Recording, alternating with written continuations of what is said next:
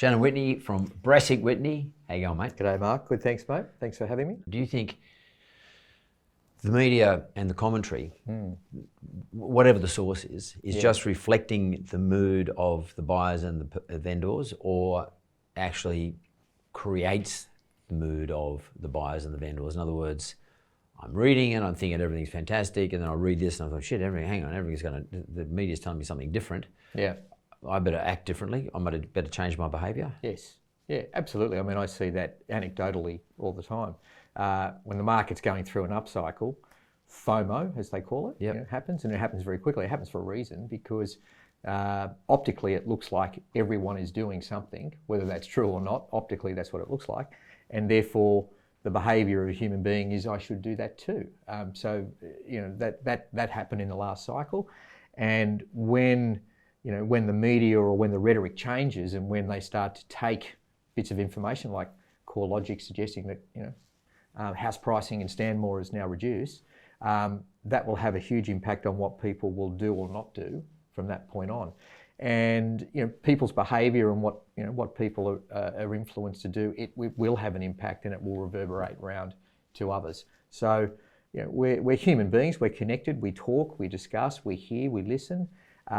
People will be in a social context and hear that I don't think I want to buy right now because of reason A or reason B, and that will have an impact in terms of what a buyer or what a vendor decides to do. So as an agent, I'm in the middle of that whitewash all the time, and I observe it, I watch it, and it does have an influence, and creates markets and creates cycles. Because I rang you around about a year ago, and I said I'm looking to buy something. I was thinking, well, shit, I've got to go buy, because I was getting shit return on my money in terms of the bank, where I have my money on deposits, or other places where I might have been getting returns on my money. And I'm thinking, well, if I get 3 or 4%, it's much better.